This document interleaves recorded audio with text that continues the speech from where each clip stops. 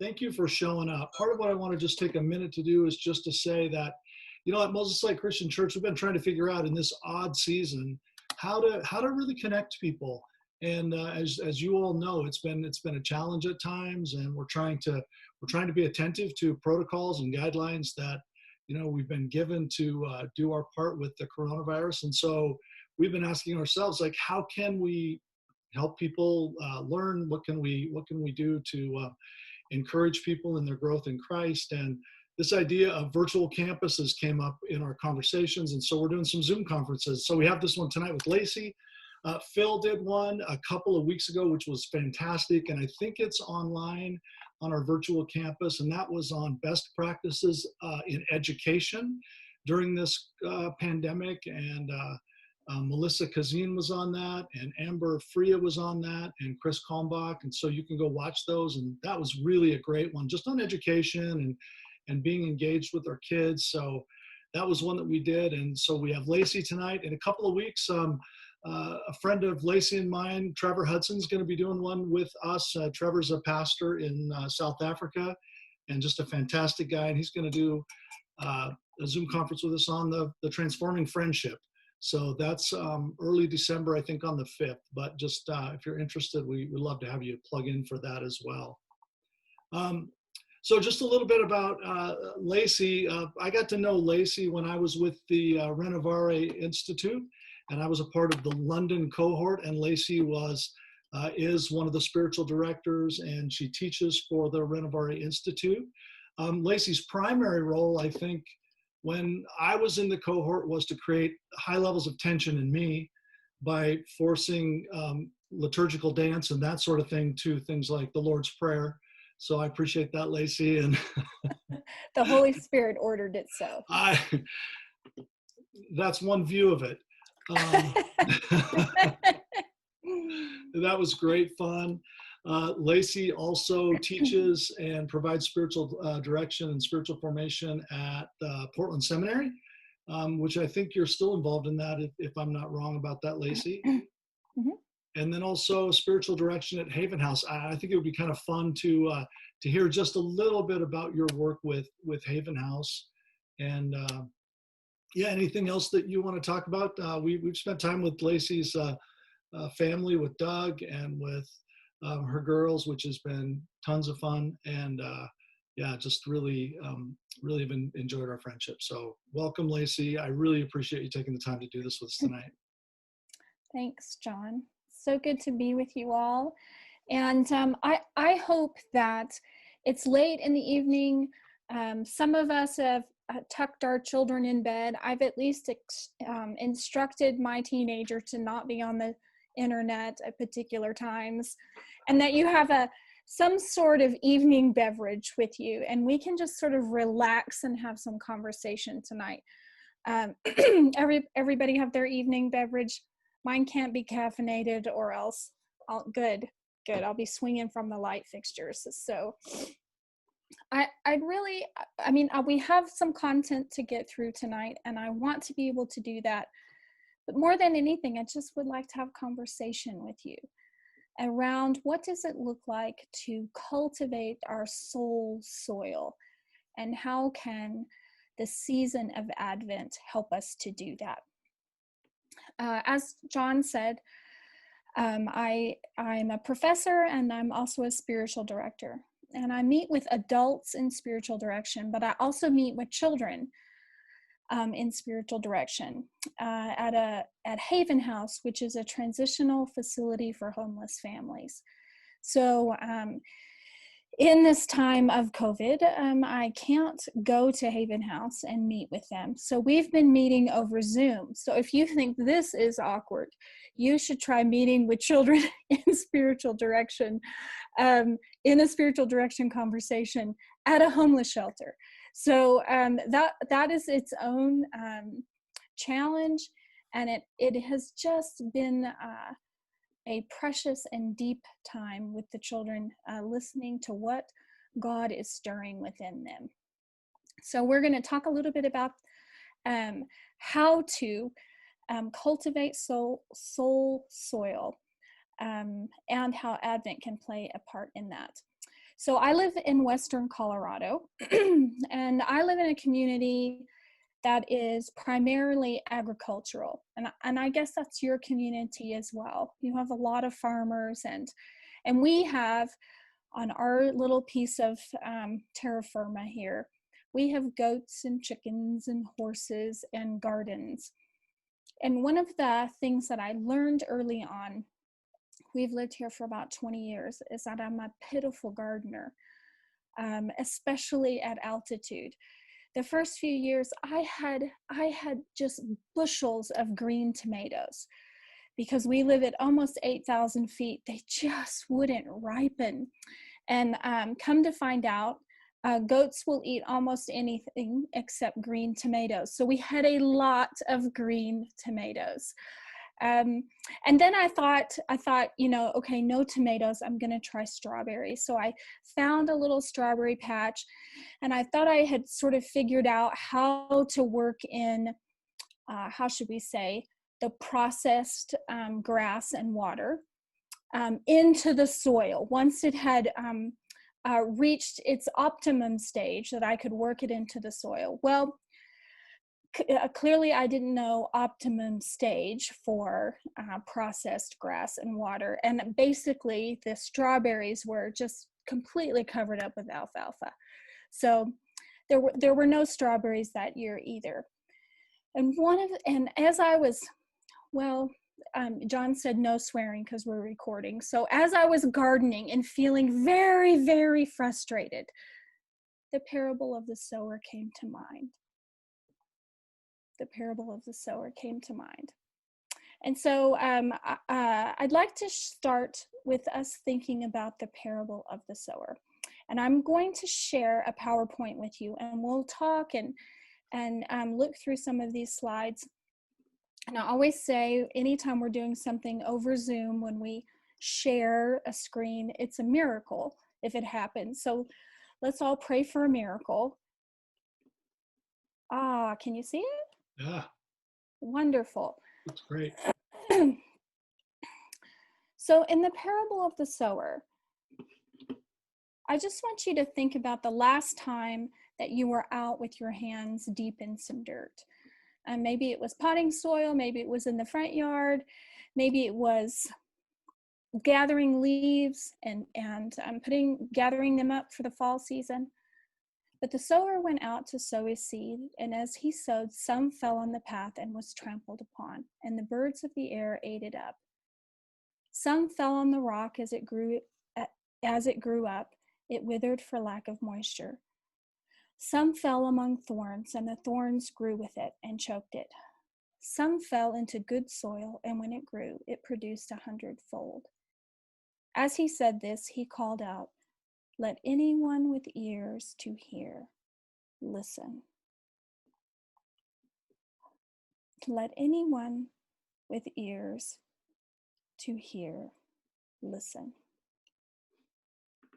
Cultivating soul soil for a relationship with God, it's an ongoing process. And like farming, it's just so very daily and so very ordinary. It takes intention and practice, but it's just the regular warp and woof of life. And that is one of the huge gifts with the seasons of the church. And I'd like to just take a moment and walk you through what the seasons of the church are like. And when I say seasons of the church, can I just tell you that I grew up in a church that only celebrated Christmas and Easter. And we were devout, we were Baptist. And we were there Wednesdays, Sundays, but we only really celebrated Christmas and Easter. And when I had my own children, I really wanted to cultivate their life with God. I wanted their soul soil to be rich and ready for relationship with God. I wanted it to be healthy so that when the seed is flung out, that they would be ready for that seed. And one of the ways that I just happened upon is this ancient tradition of practicing the seasons of the church. And another way to say that is to mark your life by the life of Jesus. So I just want to walk you through this little image that tells us how the seasons of the church work, so that you can see what the rhythm is like. And again, growing up in a non-liturgical church, I have to say, at first I thought, oh, is this ritual? And, I had been conditioned a little bit to be afraid of ritual. And then I came across this wonderful explanation of what ritual is. It's a place to put our feelings. So when we think about particular rituals that we have, they can be places to put our feelings. If we light a candle when we are feeling sort of moved inside of us, and my father-in-law lights candles whenever we have an evening meal that he's here, it sets the tone he feels. But it's a place for him to put his feelings, how he feels about the people at the table. So I'm going to talk about ritual as well. And ritual also, another good word for it is rhythm. And as we think about just the seasons of the earth have a rhythm to them. If you'll notice this seasons of the church, which another way to say it is a way to mark our lives by the life of Jesus. You'll notice that it moves counterclockwise. And that is because to mark our lives by the life of Jesus moves counter to the culture. Our culture is marking our lives, make no doubt about it, by the beginning of the school year, by New Year's and our resolutions that we're going to make. By Black Friday. So the culture is marking our lives. And this runs counter to the culture in that it helps us mark our life by the life of Jesus. So Advent is the beginning of the church year. It's the beginning of marking our life by the life of Jesus. And it's 4 weeks, and its sort of symbolic color is blue. And it is this movement from darkness to light. So if you have an Advent wreath, on the first week, you light the first candle, the second week, 2, the third week, 3 candles, the fourth week, 4 candles, and then the center candle on Christmas Day, the Christ candle. But you'll just notice that it is that movement from darkness to light. And can you also see how in a time of global upheaval, when we are in seasons of darkness, how Advent might really resonate with us. So 4 weeks of preparation for the Christ child. Literally, we are in the womb and preparing for this birth. And then Christmastide is a full 12 days. We in my family, not my family of origin, but my family where I was in charge of what we did. We celebrated all 12 days of Christmas. And for us, my husband is a health care worker. And so he often had to work on Christmas Day. And so we could have a little celebration on Christmas and then subsequent for 12 full days. And that's marked by the color white. There's lots of joy and celebration. And I think all of you, or many of you, have been given my book, Good Dirt, Advent, Christmastide, and Epiphany. And we give you all kinds of ways to celebrate, and rituals, places to put your feelings, and rhythms for each of these seasons. So Advent prepares us for Christmas, which is opening up the light, and then Epiphany is taking that light out into the world. So you'll see, so we go darkness to light, bright light, and then Epiphany, taking that light out into the world. And that color is traditionally green, and you have king cake, you go hunting for Jesus, and these are just ways to sort of celebrate that season. And then Epiphany leads to Lent. And Lent is a time for preparation for Easter. So are you seeing this sort of rhythm open up for us. Oops. Hey, Lacy, can I just take Yeah, one quick break here?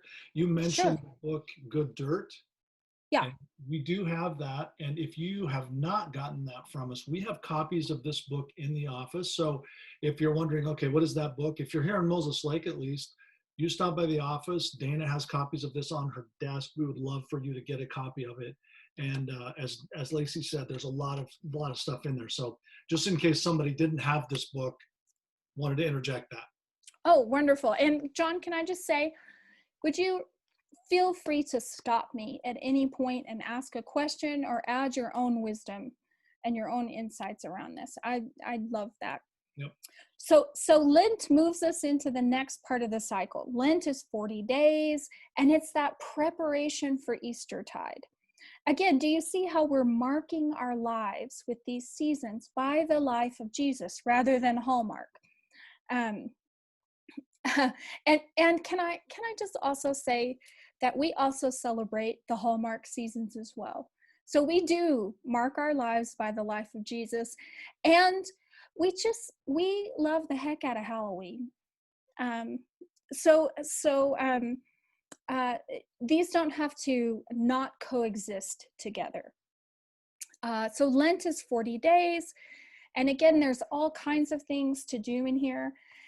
And I mean, while we're talking about the book, can I say that there are more things to do in this book than there is time in 1,000 years to do it. So please invite your overachiever self to take a nap. Choose one or two things that will help ground and cultivate that soul soil in your family. One or two. And then if you do them, 50% of the time, give yourself a pat on the back and celebrate, and you connected, and let that be. One of the things is we just want to be gentle with ourselves, not militant. So anyway, Lent leads to Eastertide, and then Eastertide lasts 7 weeks. I mean, Christmas was the big holiday when I was growing up. Easter was sort of a half a day holiday, but Eastertide traditionally in 2,000 years of the Christian church has been actually the bigger celebration. So you think about this. God incarnate comes to earth, dies, comes back to life. That should be a pretty big party that we're talking about. So 7 weeks, maybe not even enough, but just that where it's got its burstings. We're looking for Easter. We're looking for all of the earth is even in the northern hemisphere really coming to life during Eastertide. And then in Pentecost, we're taking that and going out again, marking the Holy Spirit coming and taking it out. So you can see sort of the similarities between Epiphany and Pentecost. So Advent and Lent are preparation, Christmastide, Eastertide, celebration, Epiphany, Pentecost, taking it out. And then Kingdomtide, which is also called ordinary time. It's really that time in the summer when we're learning to really notice where the kingdom of God is and how we participate in it. And I always say, practice the fine art of boredom if you have children at home.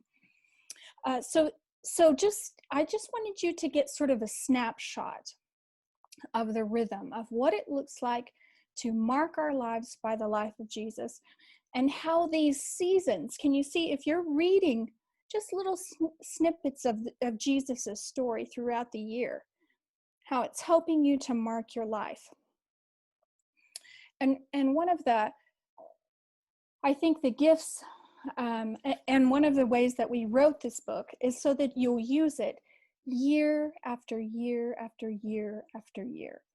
So it's not just the kind that you do it 1 year. There's enough invitations and ideas in it that you can do some of the same things every year and also change it up just a little bit. So I'd like to root our discussion about the seasons of the church in 4 elements for Christian spiritual formation.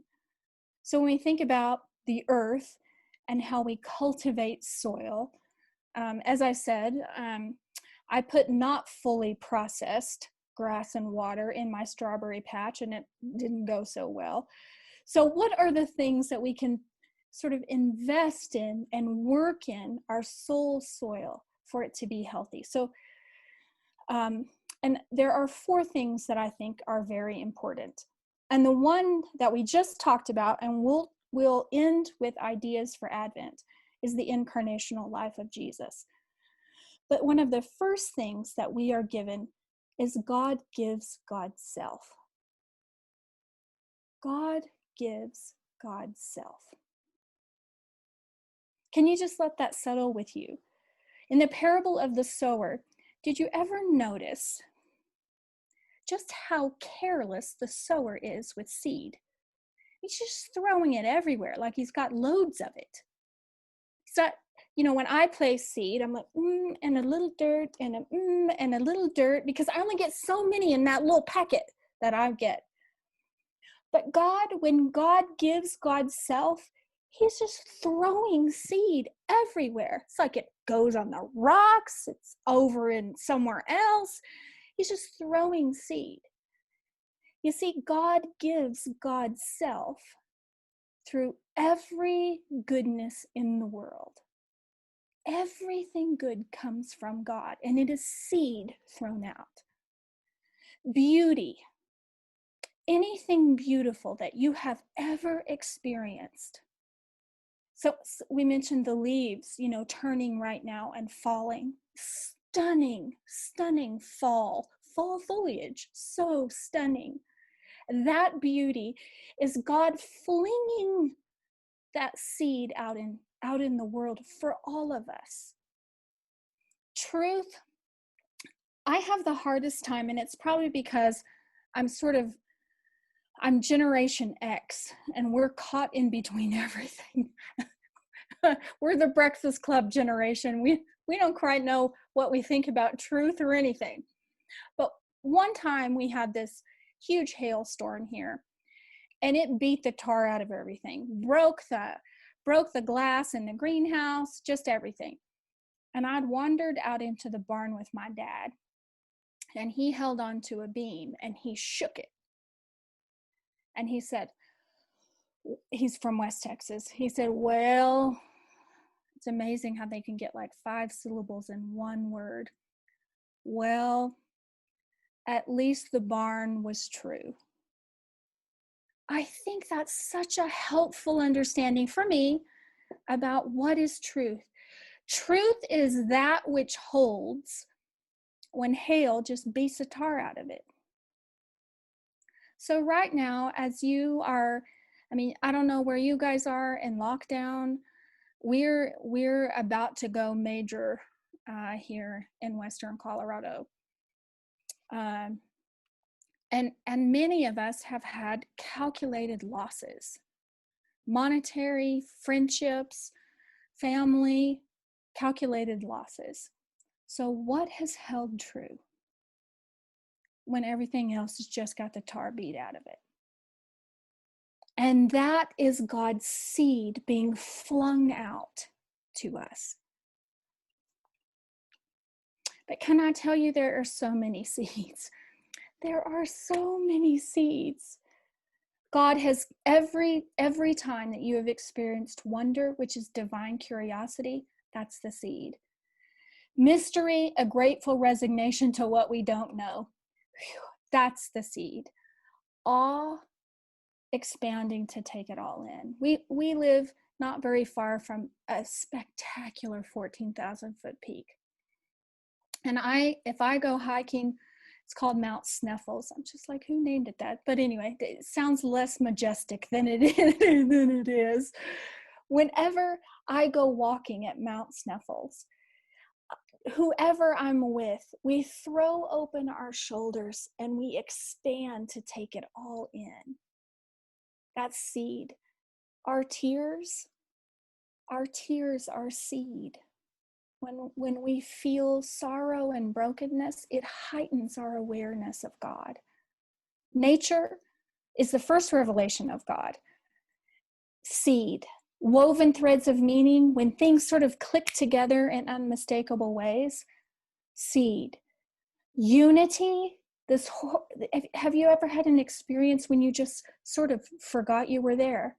You just had a glorious loss of self-preoccupation. Seed thrown everywhere. So the first element that is given to all of us is God gives God's self. And the second is life. The very life you're living right now. The life you're living with your family, the life we're living in the middle of a pandemic, the life we are living in political upheaval, that is the life. And that is part of your soul soil. So how do we cultivate the life we're living? Well, can I invite you to hold it up to the light? This is a good Quaker phrase, and it means to look over your life and notice some things.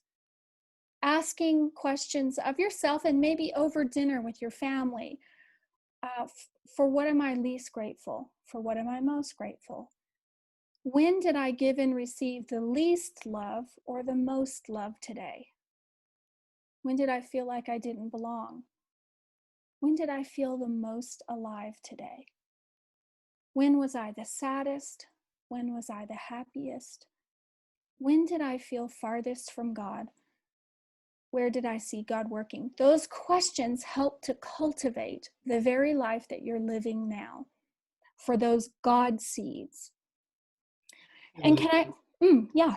Just thinking about our conversation as we were talking a little bit yesterday, again, we live these challenging times. And as you're saying that, talking about holding that up to the light, sometimes it feels like we want to live through these circumstances we're in. We want to get out of them and onto the other side. And what I hear you saying there is this moment that we're in. We talked about a thing that Dallas Willard would say, which is that God has yet to bless anyone except for where they actually are. It's like this moment, right? Whatever it is that we're living in this moment, whether it's with our kids or our, with Charlotte and me, it's just the two of us at home now, or whatever it is, sort of pulling that piece out and recognizing that's where God has us now. I was thinking back on our conversation as you were saying that. Thank you, John. These questions right here are some of the ones that I sit with my daughter and talk with her before she goes to bed at night. We do these questions. They were much simpler when they were little people, but I would just say, what made you happy? What made you sad?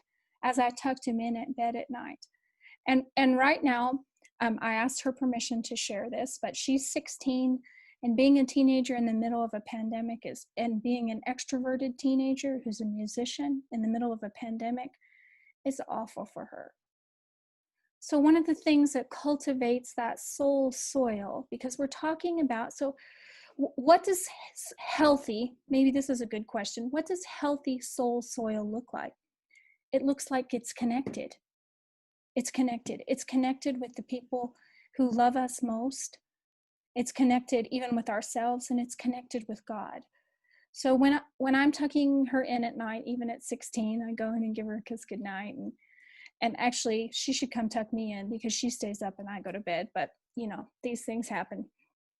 And I say, when were you the saddest today? When were you the happiest? And she bears her heart to me about how difficult this is for her. And I listen. And that in that listening is connection. And I maybe ask a question, what's it like when you tell God how you feel? And she might say, well, I'm not. Or she might say, well, I'm going to tell him tomorrow. Or when I told him, he said it's going to be okay. And see, that's how it's not outside of the pain and suffering that we're feeling. It's right within the midst of it. Right in the midst of it. John, I'm going to do a shameless plug for another book that I've written. So I apologize, everybody Feel tune free. out for the commercial. Um, I wrote, just recently had a book released, Spiritual Conversations with Children, Listening to God Together. And, see, look, thank you, thank you, thank you. I'll send you your cut. Um, um, it's in these places of having these conversations of consequence that connect us and help to keep us healthy. The power of listening in families is incredibly important, and it helps keep us, again, healthy. One of a study that I found fascinating was this study asking children, what does love look like to you?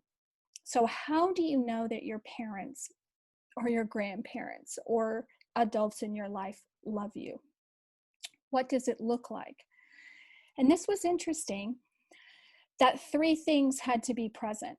A child had to be heard, and that hearing came with some kind of safe touch.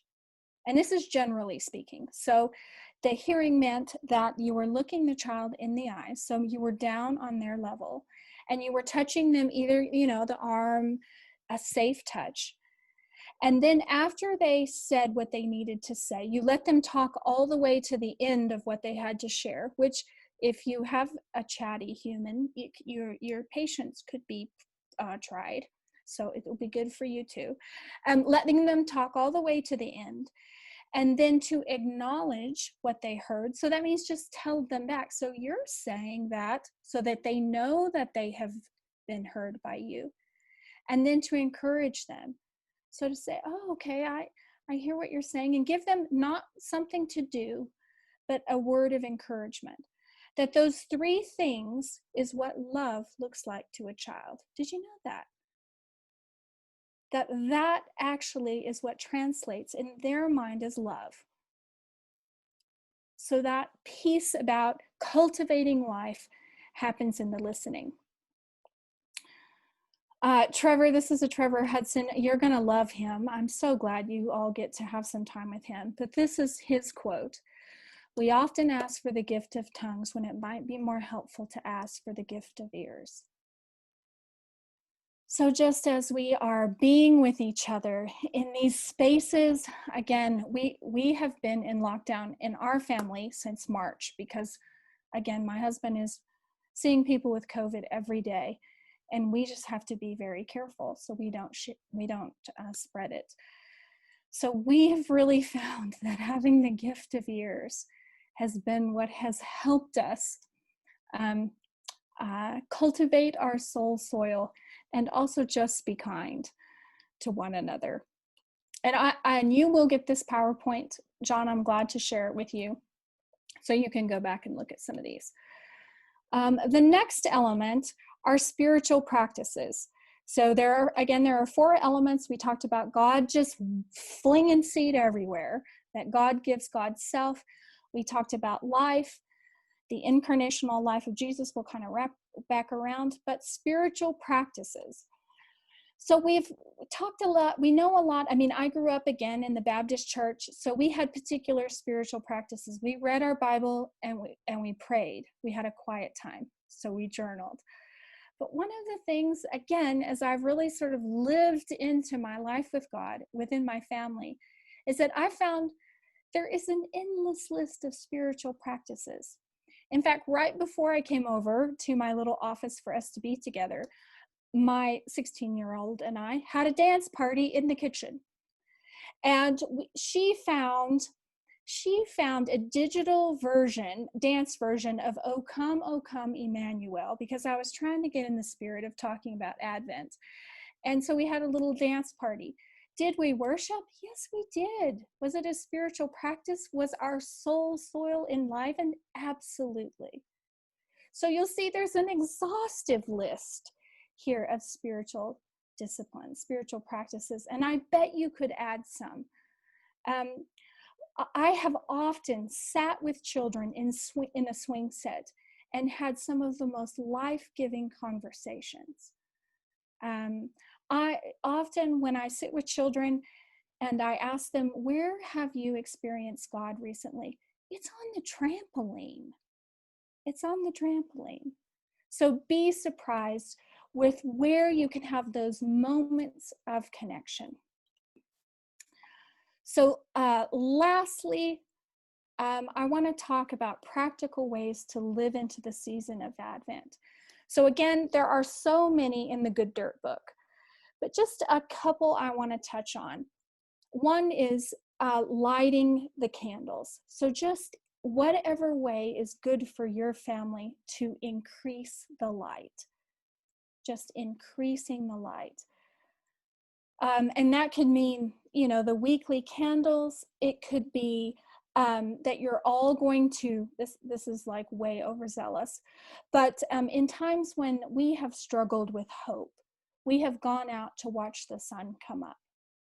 So the regularity of watching the sky light up, something about that stirs hope within us.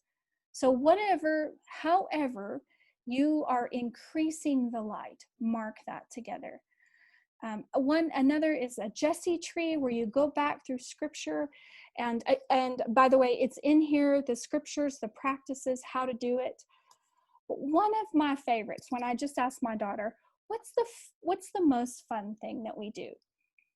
Well, we take the nativity, all the nativity pieces. In fact, I've just gotten them out. Here's our little wooden ones that we've had. Poor Mary, she lost a hand to a dog some time ago. But so we've had these for a while. And we put the barn and where Jesus will be born in a particular spot in our home. And then we disperse all the pieces throughout the house. So wherever, and then every day we move them a little closer. Throughout the 4 weeks of Advent, just a little closer and a little closer. One Advent season, I spent just a little retreat with a group of Benedictine nuns, and I noticed that they had toys scattered throughout this, in little toys, like these little plastic things you used to be able to get at McDonald's. They had, and Lego pieces and dinosaurs. These are adult, religious ordered women. And they had toys all over the place. And what they did is every day they would go around and move these toys just a little bit closer to the barn where Jesus was going to be born. And then on Christmas Eve, everybody was there. I mean, Woody from Toy Story, Nemo was there. All these toys were there, as well as the Holy Family. And it was just stunning to see, how all of creation comes, including imaginary creation, comes to see. So that has been a practice that my children still love. My daughter will come home from college, and she will every day find a little piece and move it just a little bit closer. Another practice we really like is the Alleluia list. And St. Augustine said that we're an Alleluia from head to toe. And so we'll just have a list that we put up on the wall, and the only rule is we can't say the same thing twice. So we end up just naming our gratitudes every day, just adding to this growing, and you see the growing light and this growing list. And if you're practicing this with children particularly, you may notice that their alleluias can be very close to their sorrows. So for adults, we have really compartmentalized ourselves, but children have not. And so you'll want to be a listening presence for the things. And, again, our kids have lost some things. They've lost not getting to be with their friends, and maybe at Christmas concerts and those kind of things that they love. And for you to get to hear that, for them to honor you with their sorrow, that's a real gift.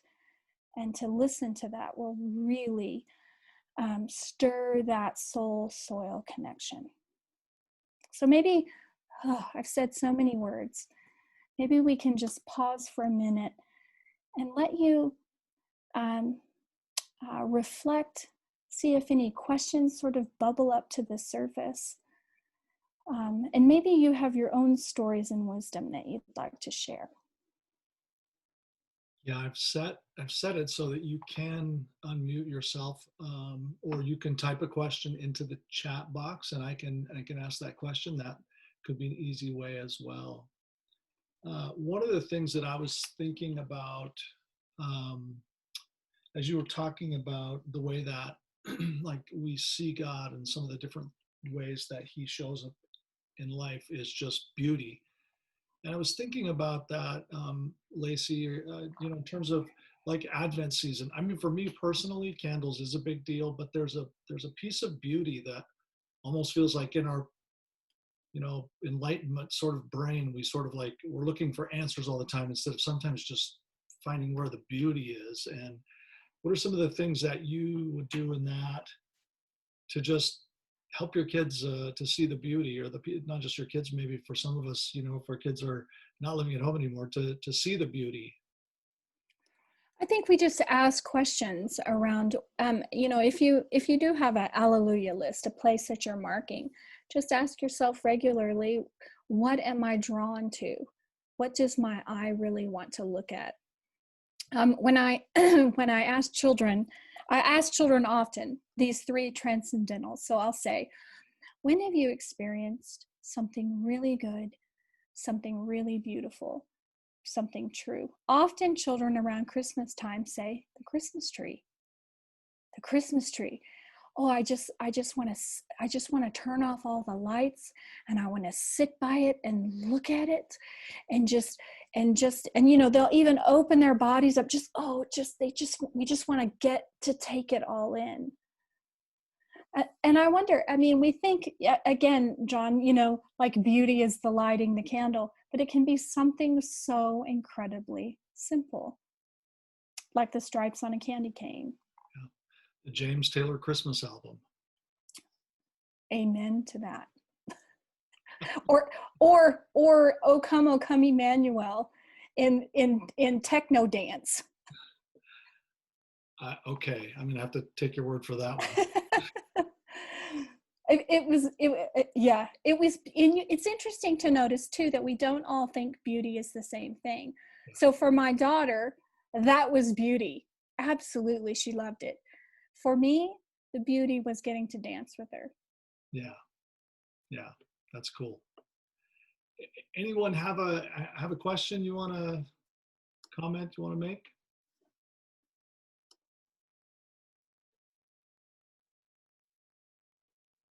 I think you can unmute yourself.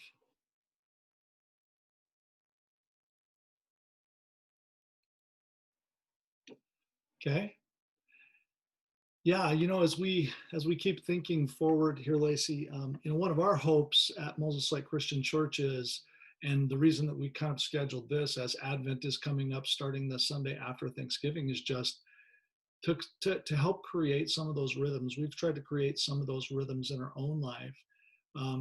This year, one of our goals is going to be to help Moses Lake Christian Church as a church community to have a similar rhythm, whether scripture readings and candle lightings and those things, which we, as you know, if you've been around for a while, we do that anyway.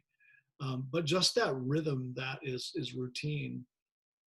We found that in our own family, we have a lot of traditions. Sorry, Phil, you say we can't unmute ourselves. What I think is really wonderful about practicing Advent and the seasons of the church at home, really even kind of setting up a home altar and seeing your home as a place of living out the marking of your life by the life of Jesus, is that in this time of isolation, it's something that we can do together while we're separate. And to know that you're not doing it alone, that churches all over the world are marking their lives by the life of Jesus at that very moment. So as you're lighting the candle, people all over the world are. As you're reading these passages, Christians all over the world are. So I would say that in seasons of our lives that I felt particularly isolated, practicing these seasons has helped me feel connected to the larger church. And I wonder if it might help us right now as we are a dispersed community.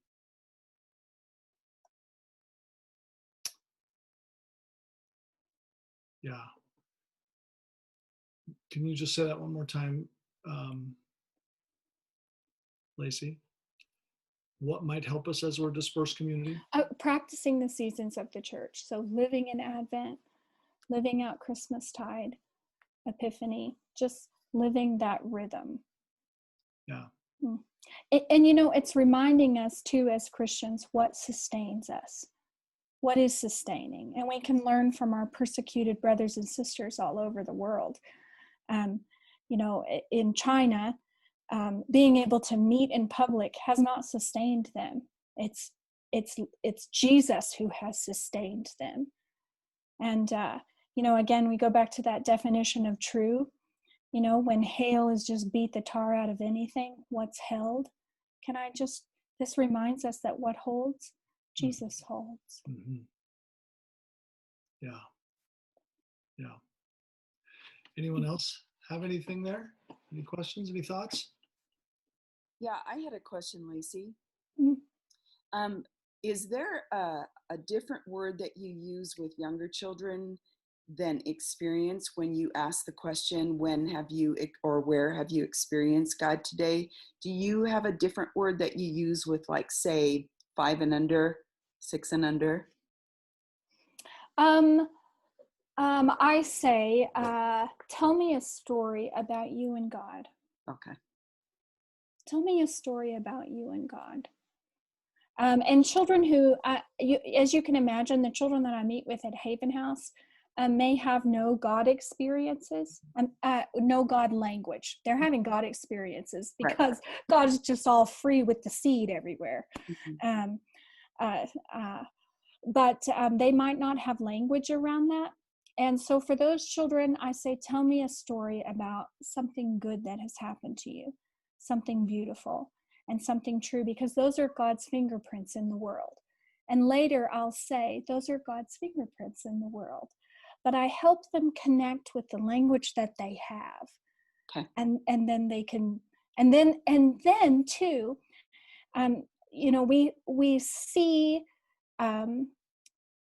we all have a picture of God. We all have this picture of God, and we are really at the mercy of what we believe about God. And if I'm asking what is good, what is beautiful, what is true, can you see how that is shaping a child's picture of God? Yeah, and repairing it when it needs to be repaired. Yeah, and our own. And can I also just remind you, well, you probably already know this, I had to come upon it, that we parents are growing in our life with God while our children are growing in their life with God. So there's all this other thing that's happening within us, knowing it's not first, it really isn't we put our mask on and then we put theirs on like in an airplane. We're all putting masks on all at the same time.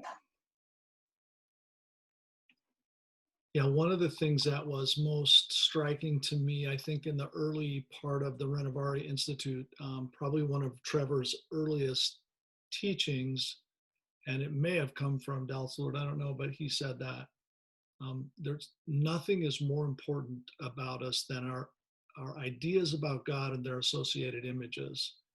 So those ideas of, again, what does the story look like? How do we view God? What are those?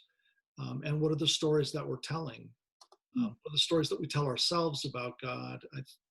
And then what are the stories that our kids are hearing, and what are the stories that they would tell us about God? That's a really interesting idea to me. And I mean, more sort of putting my finger on the point of how important it is for us to listen to our children and do that, hear, acknowledge, encourage, because part of their picture of God is being formed by the adults who have power in their lives. And in the same breath, can I also say that the Spirit is involved? So moving into parental guilt, please don't do that. It's so hard not to. But the Spirit is involved. But those attachments that are made early on between parents and children, and not just parents, but also pastors and children, anyone with power, shapes what a child believes about God. So if you are that present, listening to the end, hear, acknowledge, encourage, can you see how that shapes a picture of God? That's just so lovely. Hey, Lacy, Amber has asked this question. I'm curious if you could speak more about how children's Alleluia lists, the joy and sadness, are right next to each other versus adults are compartmentalized. Could you talk a little bit more about that in terms of children? And Yes, yeah, I sure can. Uh,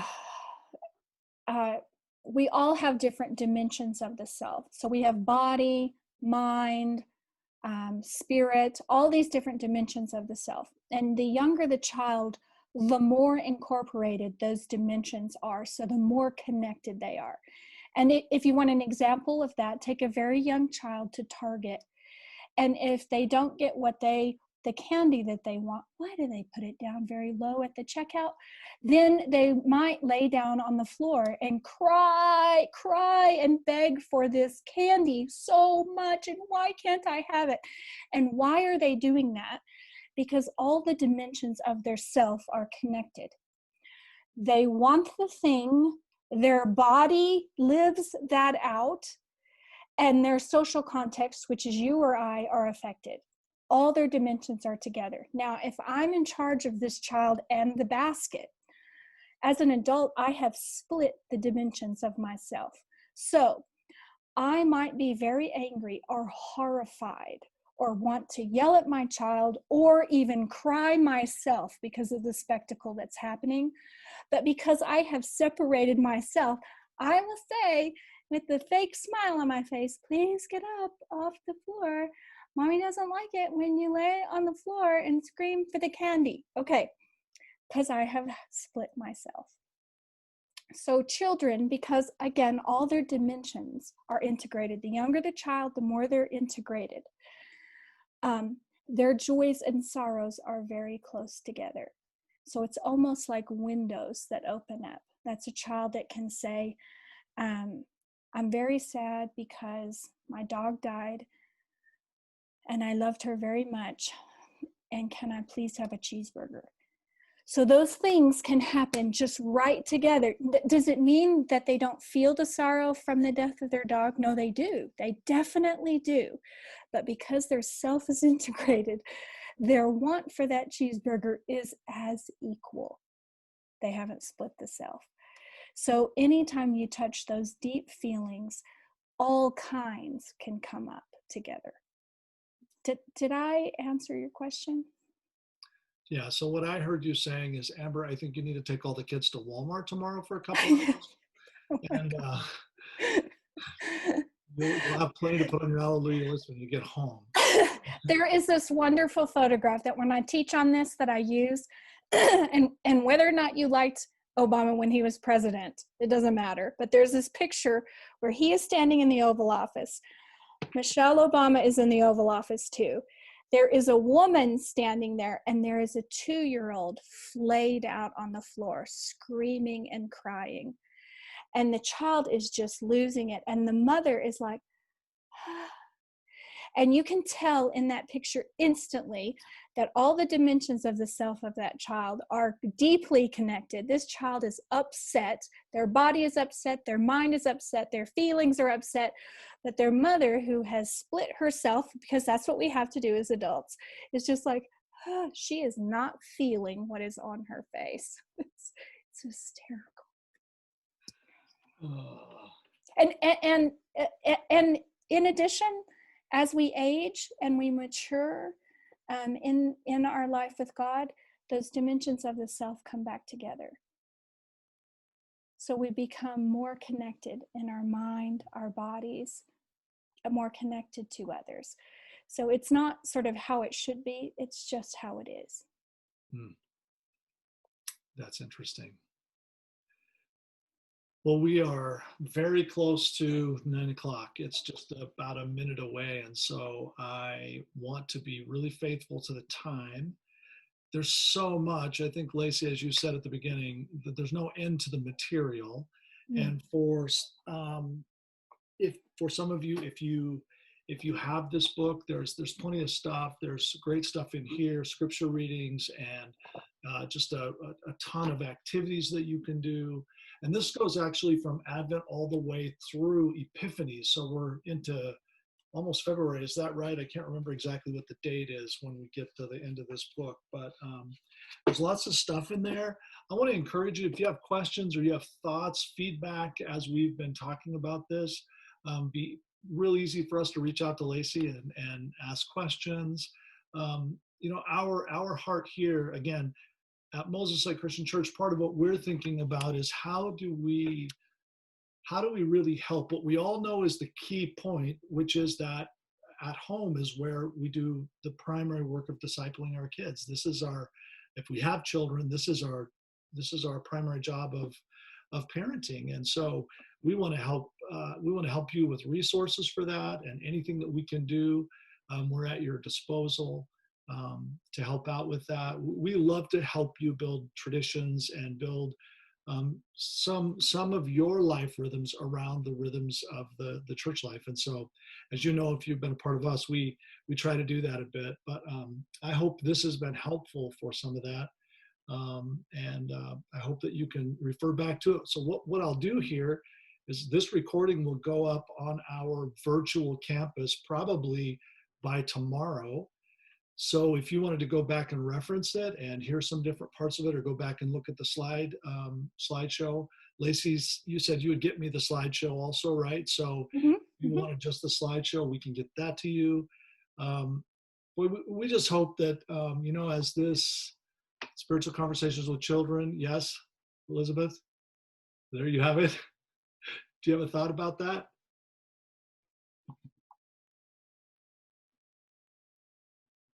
Yeah.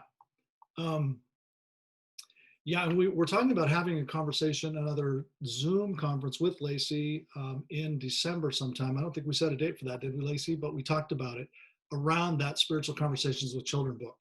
So we're hoping to do some more of these. So if you have ideas or thoughts, we'd love to hear those things. And that's probably it. Lacy, thank you so much for taking the time. We know it's probably almost bedtime for you back there in Colorado, but it's been a real, just a blessing to have you with us. And for all of you who've joined us, thank you. And I hope this has been helpful. And so let me just say, may the God of peace be with you and over your families, and may his light be shining in you and out of you this Advent season in all the moments that you're going to have, the good ones and the hard ones, and all the ones in between. So God bless tonight. Sleep well. And thank you for being a part of this. Thank you so much, everyone. Thank you. Thank you. Good night.